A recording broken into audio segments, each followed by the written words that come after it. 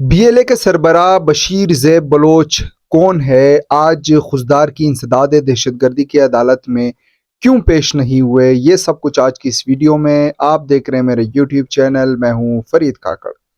آپ کو معلوم ہے کہ میں پاکستان کے افواج اور پاکستان کی ریاست کے خلاف جو قوت ہے ان کے بارے میں وقتاً فوقتاً جو ہے ویڈیو ڈالتا رہتا ہوں. کل میں نے طالبان کے اوپر بات کی، آج میں بھی بات کروں گا بلوچ لبریشن آرمی، جو کہ کام پرست ملیٹنٹ گروپ ہے، جو کہ ہندوستان، افغانستان اور دیگر جو بیرونی ممالک ہیں ان کی فنڈنگ پر پاکستانی جو فورسز ہیں ان کے پر اٹیک کرتے ہیں، بلوچستان کو ڈی اسٹیبلائز کرنے کی کوشش کر رہے ہیں. آج اس کے جو سربراہ ہیں بشیر زیب بلوچ، یہ کون ہے؟ ان کی کیا بیک گراؤنڈ ان کا کیا ہے؟ اور آج جب ان کو عدالت نے بلایا تو وہ کیوں پیش نہیں ہوئے؟ اور پھر کہا جاتا ہے کہ یہاں پہ عدالتی نظام نہیں ہے. ہم اگر آپ جو ہیں وہ یہاں سے اغوا ہوئے ہیں یا لاپتہ ہیں، ان کو عدالتوں میں پیش کیا جائے. یہ ان چیزوں کے اوپر بات آپ کو پتہ ہے عموماً چلتی ہے، تو آج ان سب باتوں کا جواب دیں گے. آپ نے اگر میرے یوٹیوب چینل سبسکرائب نہیں کیا تو آپ یوٹیوب چینل سبسکرائب کرنا مت بھولیں. اس ویڈیو کو زیادہ سے زیادہ شیئر کریں اپنے گروپس میں اپنے احباب کے ساتھ، اور اپنی رائے دینے کے لیے کمنٹ بھی ضرور کیجیے. بشیر زیب بلوچ، آپ کو معلوم ہے بلوچ لبریشن آرمی وہ ایک ملیٹنٹ گروپ ہے. They are mostly funded by India. ان کی ٹریننگز بھی انڈیا میں ہوتی ہیں. یہ ایران بارڈر پہ اور افغانستان کے بارڈر پہ یہ ان کے کیمپس ہیں، جہاں پہ ہندوستان اور را کے جو آفیسرز ہیں وہ ان کو ملٹری گائیڈ لائنز دیتے ہیں، ان کو اسلحہ فراہم کیا جاتا ہے اسپیسیفکلی انڈیا کی جانب سے. جیسے کلبھوشن جادو بھی پکڑا گیا، انہوں نے بھی یہی کہا کہ ہم بی ایل اے کو جو ہے وہ ملیٹنسی میں ہم ان کو ہیلپ کرتے ہیں، ان کو اکوپمنٹ دیتے ہیں، ملٹری ٹیکٹکس بتاتے ہیں وغیرہ وغیرہ. بی ایل اے کے جو سربراہ تھے اس سے قبل وہ اسلم بلوچ تھے. ان کو جب مارا گیا پاکستانی فورسز کی جانب سے افغانستان کے صوبہ قندھار میں، تو یہ بشیر زیب بلوچ کو جو ہے وہ سربراہ نامزد کیا گیا. بشیر زیب بلوچ جو ہیں یہ محمد حسنی ہے بائی کاسٹ. محمد حسنی بلوچوں کی ایک بہت بڑی کاسٹ ہے، اس سے ان کو یہ تعلق ہے. بیسکلی یہ نوشکی کے رہنے والے ہیں. ان کے والد صاحب ڈاکٹر تھے اور انہوں نے جو ہے وہ F S C degree college Quetta سے کیا. اس کے بعد انہوں نے پولیٹیکنک اسکول سے 2008 میں جو ہے پولیٹیکنک کالج سے یہاں پہ انہوں نے میکینیکل انجینئرنگ کی ڈگری جو ڈپلوما ہے وہ حاصل کیا ہے. اس کے بعد انہوں نے بلوچستان یونیورسٹی سے بلوچی لٹریچر میں انہوں نے پڑھا ہے. اس کے بعد یہ بی ایس او آزاد، بلوچ اسٹوڈنٹ آرگنائزیشن آزاد کے سربراہ مقرر ہوئے. اور یہ آزاد آپ لفظ دیکھیں، بی ایس او اس کے آگے آزاد. بی ایس او آزاد کا مقصد یہ ہے کہ یہ بلوچ اسٹوڈنٹ فیڈریشن ہے بیسیکلی، جس کا نام ہے بلوچ اسٹوڈنٹ آرگنائزیشن. یہ آزادی یعنی کہ پاکستان سے آزادی، الگ صوبہ، الگ وطن، الگ ملک بنانے کے لیے یہ تحریک چلاتے ہیں. یہ اسٹوڈنٹس کے مائنڈ سیٹ پہ کام کرتے ہیں، ان کو جو ہے فنڈنگ کرتے ہیں. پھر آپ کو معلوم ہے کہ پھر یہی لوگ بعد میں جا کے بی ایل اے میں شامل ہو جاتے ہیں. تو یہ اس کے سربراہ مقرر ہوئے. 2013 میں بی ایس او کے اوپر پابندیاں لگی، سختیاں ہوئی. 2015 میں مکمل طور پہ جو ہے وہ وائپ آؤٹ کر دیا گیا بی ایس او آزاد کو.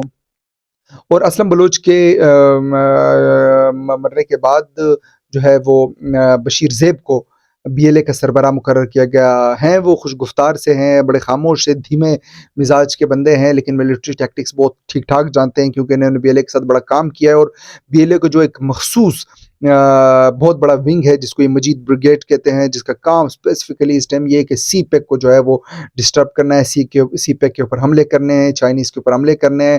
آپ کو معلوم ہے کہ گزشتہ سالوں میں جب کراچی اسٹاک ایکسچینج کے اوپر حملہ ہوا وہ بھی مجید بریگیڈ نے کیا. بیسیکلی یہ فدائین تیار کرتے ہیں کہ لوگ جا کر جو سی پیک یا چائنیز کوریڈور ہے یا جو ہمارا پاکستانی اکنامک ہب ہے یہ اس کے اوپر جا کے بلاسٹ کرتے ہیں، اس کے اوپر جا کے اٹیک کرتے ہیں. موسٹلی یہ بلاسٹ کرتے ہیں، خودکش حملہ کرتے ہیں. یہ بی ایل اے کا ٹیکٹک ہے اور اسپیسیفکلی اس کو مجید بریگیڈ کہتے ہیں. اور مجید بریگیڈ کے جو ہیڈ رہے ہیں وہ بھی یہ بشیر زیب بلوچ جو ہیں یہ رہے ہیں، اور اب یہ بی ایل اے کے مکمل طور پر سربراہ ہیں. آپ کو معلوم ہے بی ایل اے پاکستان میں ایک دہشت گرد تنظیم ہے. نہ صرف پاکستان میں، دنیا بھر میں اس کو ایک دہشت گرد تنظیم قرار دیا گیا. امریکہ نے اس کو دہشت گرد تنظیم قرار دیا، یو کے نے دہشت گرد تنظیم قرار دیا، ماں سوائے ہندوستان کے باقی تقریباً اکثر ممالک نے اس کو دہشت گرد تنظیم قرار دیا ہے. آج خضدار کی عدالت جو کہ انسداد دہشت گردی کی ایک عدالت ہے، اس میں بشیر زیب کو جو ہے وہ بلایا گیا تھا پیشی کے لیے، کیونکہ یہ مختلف جو دہشت گردانہ ایکٹیویٹیز اس میں ملوث ہیں اور مختلف یہ اٹیکس کرتے ہیں. تو یہ پیش نہیں ہوئے اور یہ پیش ہوں گے بھی نہیں. کیوں نہیں ہوں گے پیش؟ کیونکہ یہ پاکستان کو نہیں مانتے، یہ ریاست کو نہیں مانتے. یہ ریاستی عدالت کو کیسے مانیں گے؟ ایک بندہ پہلے آئین کو مانتا ہے، ایک وطن کو مانتا ہے، ایک ملک کو مانتا ہے، اس کے بعد جا کے بات کرتا ہے. جب یہ کسی چیز کو مانتے ہی نہیں ہے تو ان کے ساتھ کیا بات ہوگی؟ اور آج انہوں نے ظاہر کیا ہے، پھر ان سے بات کی جاتی ہے، پھر یہ رونا روتے ہیں کہ ہمارے جو ہے لاپتہ افراد ہیں اور مل نہیں رہے ہیں، تو عدالتوں میں کیوں نہیں ٹرائل کرتے؟ عدالتوں میں ٹرائل کیا ہے، آج عدالت میں ٹرائل کیا ہے نا، آئیں بشیر زیب عدالتوں میں سامنا کریں، نہیں ہے دہشت گرد، وہ نہیں کر رہے ہیں اینٹی اسٹیٹ ایکٹیویٹیز، تو کیوں پیش نہیں ہو رہے؟ نہیں ہوں گے پیش، کیونکہ انہوں نے کام ہی بندوق سے نکالنا ہے، اور جب ان کے اوپر سختی کی جاتی ہے، پھر یہ سو کالڈ ہیومن رائٹس کی جو آنٹیاں ہیں یہ روتی ہیں، اور ارے بلوچوں کے ساتھ برا ہو رہا ہے، بلوچوں کے ساتھ نہیں ہو رہا، دہشت گردوں کے ساتھ برا ہو رہا ہے، اور ہوگا بھی۔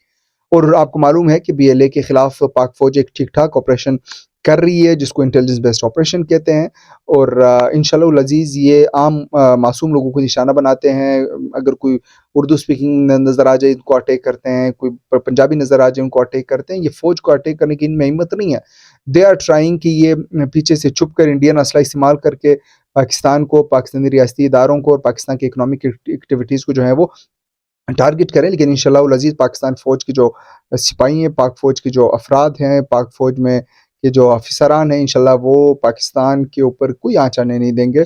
مجھے اس بات کا ایمان ہے کہ یہ لڑتے رہیں گے اور پاک فوج قربانیاں دیتی رہے گی، اور انشاءاللہ العزیز اگر ضرورت پڑی تو انشاءاللہ مجھے یقین ہے کہ اس ملک سے محبت کرنے والے نوجوان کوئی بھی پیچھے نہیں رہے گا۔